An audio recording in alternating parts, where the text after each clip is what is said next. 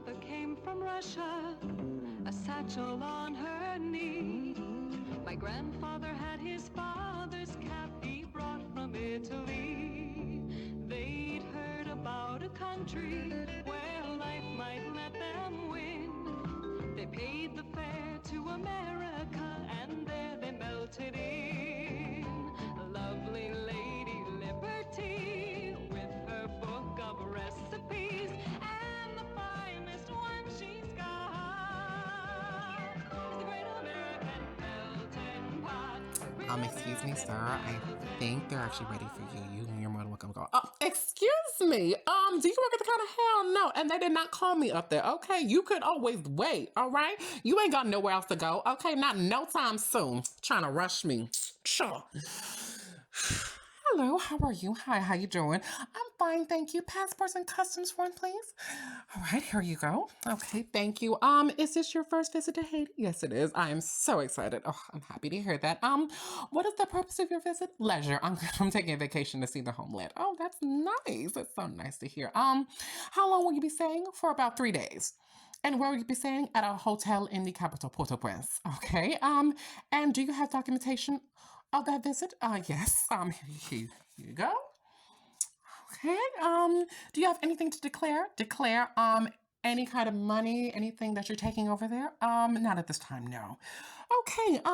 You're all set. All right. Enjoy your stay. Thank you.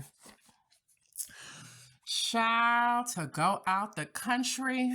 I don't know. All that?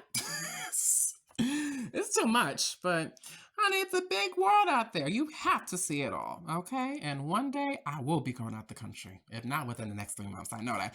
But between all the questions, the long lines, the delays due to air control, severe weather, arguments, fights, and cancellations, or people just over here on planes talking about, that motherfucker is not real. And bitches looking back like, what? Honey. And of course, you know, the flight attendants over here fighting each other, preventing other children from fighting. I don't know. I'm amazed anybody wants to go anywhere anymore. But baby, after 2020 with the pandemic, any place is better than where the fuck you at. And that's just from the lens of a U.S. citizen. Let me reiterate. That's just from the lens of a U.S. citizen.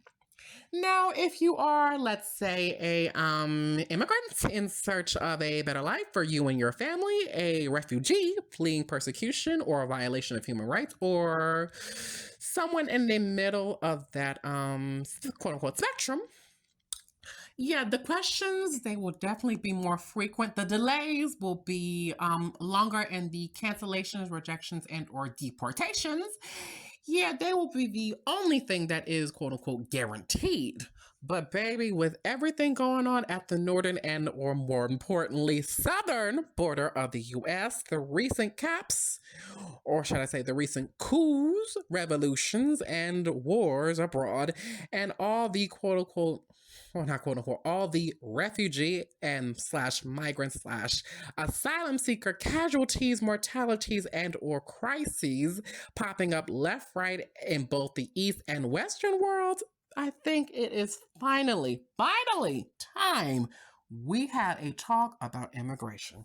But not just immigration. Oh no, everybody involved, okay? Citizens, diaspora, immigrants, and refugees, okay? Everybody has a role, say, and or part to play. But before we get this drama, this movie, this interesting Netflix series on the road, let's give a background on all the players involved in this drama here. Okay, you have the citizens who are legally recognized subjects and or nationals of a state and or commonwealth, which we're still using the word commonwealth. And again, we're also still using first, second, and third worlds. Actually, we don't use second worlds, it's just first and third world, which, why we don't have a second world, I don't know. I don't know. You're going to have to ask somebody who still uses those terms. Then, of course, you have your... No, wait. Then, of course, you have the diaspora, who are the people who have been spread out or dispersed from their homeland. Then, of course, you have your immigrants here, who are people who come to live permanently in a foreign country. Then you have your refugees here, who are people who have been forced to leave their country in order to escape war, persecution, or natural disasters. And let's start with the citizens. To be a U.S. citizen. Am I proud to be a quote-unquote American? I don't think so, no. No. What? I have to be real, and I got to keep it real with my audience, okay? No. Why? I'll explain in a later episode in this redo series. I'll explain that, all right? Or better yet, you can go to Session 2, Episode 7, America, USA, the States Foreign Pays for more information, or the Part 1, okay? You can go there for all that, okay? But yes, to be a U.S. citizen, it's marvelous. You can go almost anywhere without a visa, except in certain cases, i.e., whether you get a visa on arrival in certain countries or if you're going to countries with poor relations in the U.S., of course. And then in some cases, you can do anything you can in the U.S. in another country.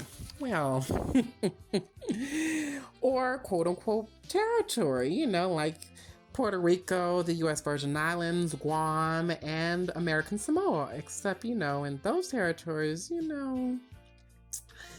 they're not exactly, they're not U.S. citizens. No, they're more so just people who live in U.S. territories. They have some rights, but they don't exactly have all the rights, or pretty much the main ones, like, to vote for president, to have access to healthcare as a veteran, or even the whole aspect of citizenship. They're not considered American quote-unquote U.S. citizens, okay? They're more considered alien races. Which leads to the question, if I was born in a U.S. territory, do I still count as an American? I don't know. I guess the same question can be asked about Washington, D.C. I don't know, but I don't know. I guess more or less. But yeah, even with that, even with all the U.S. allegedly, let me say that again, allegedly has to offer, it's not enough for some citizens. It's just not enough, and they want to go somewhere else. And that leads to immigration, or the immigrants. Now, in order to move somewhere else from the U.S., you have to establish permanent residency, either by marrying a citizen, living there for some time, in most cases, or for most countries, it's 3 to 5 years, or a certain day amount, depending on where you want to live, or even in some cases, you can, even when you have a relative or ancestor who's lived there for a certain amount of time, you can establish permanent residency that way. You have to speak and read the language, pass a citizenship test, or pretty much know the country's history, pass an in-person interview, and in a few years, voila, you are a citizen of another country.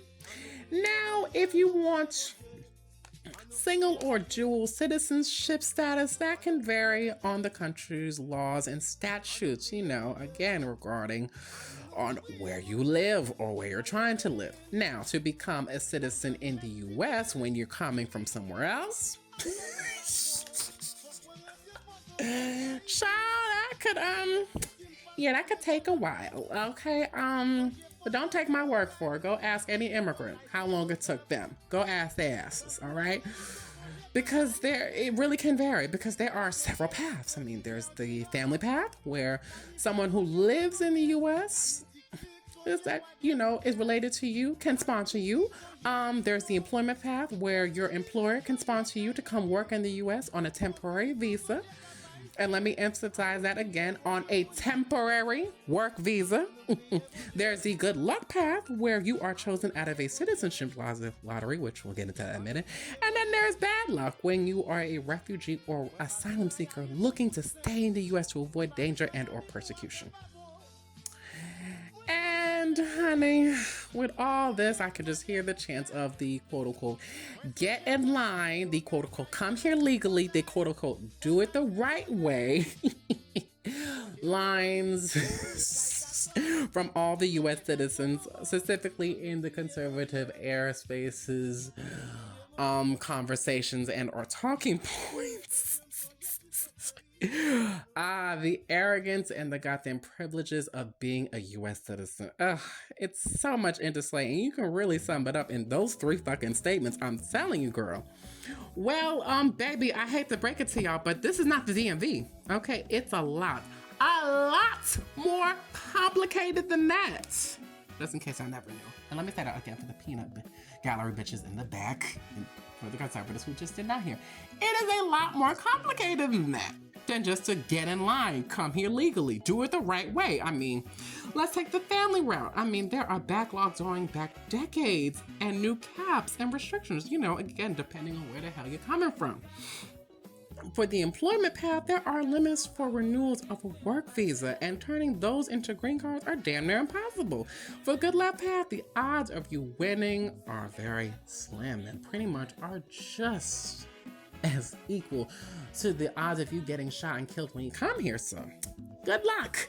And the bad luck, well, that kind of leaves us into our final group of folks, the refugees and the asylum seekers, which, yeah, they both mean the same thing, but the only difference is that an asylum seeker is not necessarily recognized as a refugee, at least yet anyways. They're waiting on their claim to be evaluated whether they can be considered a refugee in order to gain asylum seeker status. It's so much bureaucracy, so much red tape. Okay, but child, from Mexico to Afghanistan, from Ukraine to Haiti, everyone is leaving, flying.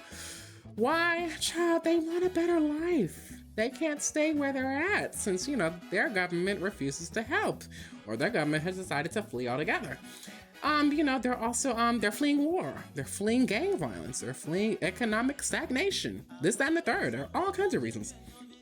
And people, you know, it really just, when you see these people, it's just literally, the whole term desperate times call for desperate measures, that definitely isn't effective. It has never been truer than up to this moment, okay? People will use any means necessary that they got, trains, boats, and planes included. But no, Dion, no, Miss Warwick. It's just, it's not that simple. It's just, it's not. I'm sorry to tell you, it's not. Okay, from the train derailments, the boat capsizes and sinkages, and of course the people hanging off planes in botched evacuations, child, the journey to migration by refugees and asylum seekers is anything but. And honey, that's just abroad.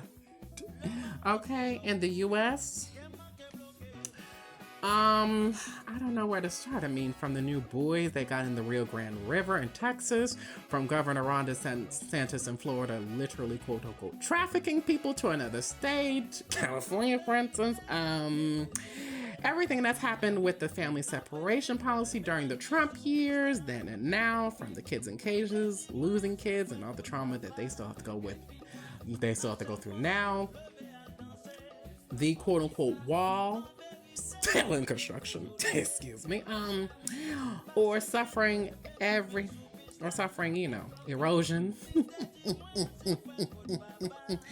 and being very much still, quote unquote, climbable, and from the crazy migrant crisis that is happening specifically in NYC as a result of a sanctuary policy, and not to mention everything that has happened to Haitian immigrants or migrants involving whips and horses, and all the new accusations from pushing Mexican women and children back into Rio Grande River in Texas. Child, who's at fault, or who's to blame in this situation? I don't know. Some say Biden, some others say Trump. A few have mentioned Obama, but really, let's be honest. Immigration, the whole migrant border crisis, that is a long-standing issue. Not just here, but everywhere in the world. Nobody knows what the fuck to do, and nobody knows how to handle it, okay? From making refugees wait weeks, months, or even years to apply / register for asylums. I mean, and on the southern border, it's so fucking bad. I mean, the refugees / migrants themselves have literally had to keep up with that via a long list, which shout out to y'all. Shout out to y'all for taking it to y'all own end. Shout out to y'all, boo. Okay? From that to, pretty much rejecting them in half the time, or pretty much in less time it take for them to even try to apply for the ship. From migrants and refugees literally risking life and death just to get to wherever the hell they going, because you just don't know. And on that note, when it comes to immigration, I don't have a stance. I'm neither pro nor anti-immigration. I don't have a stance about it.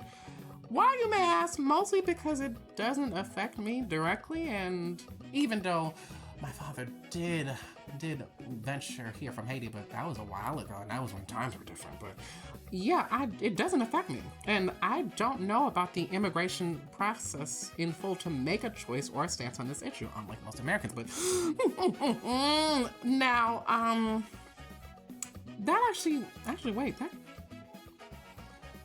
hold on. Let's talk about one of these points. On the point of it doesn't affect me, that actually leads me to another group we don't talk about. The diaspora. The people who have long left the country that they were born and were raised in, and in order to settle into a new one.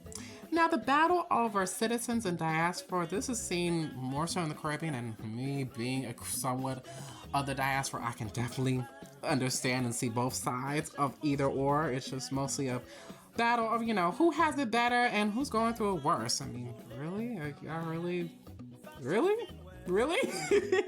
I mean, the citizens, they argue, I'm over here I'm still here. Shout out to Tisha Campbell. I'm still here, going through it, okay? You left a long time ago. You don't know my struggle, my plight. While the diaspora, they argue that, honey, it's not that better over here. If anything, it's more expensive. Okay, I have more to deal with. I'm over here trying to do this for me and for you. You don't know my struggle, my plight. Divide and conquer. Colonization. It never stops, does it? Yeah, but people settling into countries that have had a hand in your country's destruction in the first place.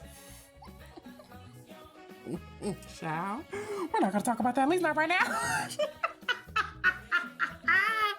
But baby, let me say a few things and let me make a few notes, or say a few points. One, Biden. Hey, see, you done fucked up, right? You done fucked up. Okay, you done fucked up, boo. Worrying about international borders instead of domestic ones, I got to call you out. Miss Harris, Sister Kamala, you're not innocent either, boo. The Guams, quote unquote, don't come. No. And NYC Mayor, Mr. Eric Adams, that problem you got, you made that your own, boo. Okay? This is what Governor Abbott in Texas was trying to tell you, boo. Deal with the border. But in the same breath, Governor Abbott, Brother Greg, you fucked up too now. You fucked up. Not just now, but then, because you've been holding the reins since 2015 and you have yet to figure it out.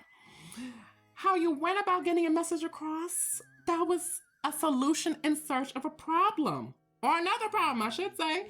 And to the Cheeto, boo, let me go ahead and let this be all the way known.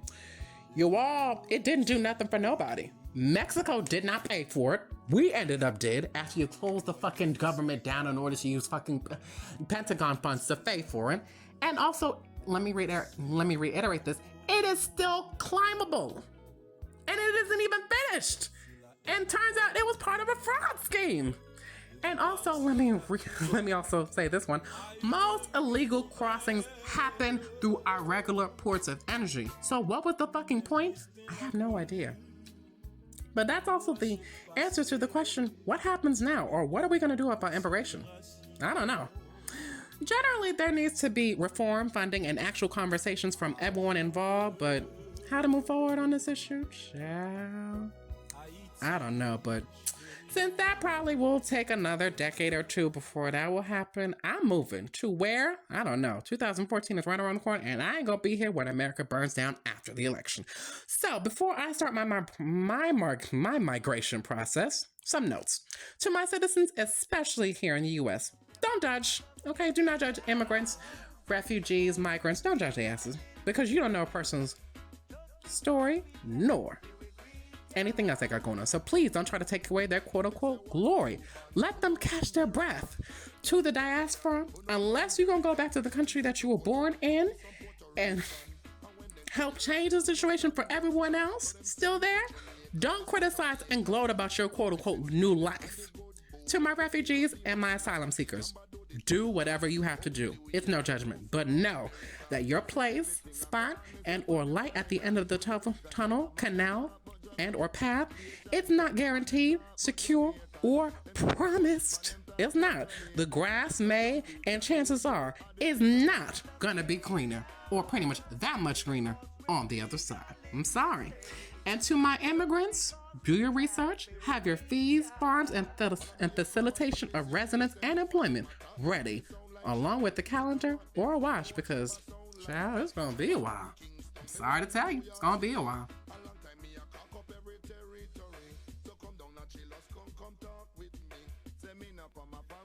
Banana boat, me go a airport, me say with me passport, me go in a the plane and the damn plane go up. Come down, Papa Badu, come all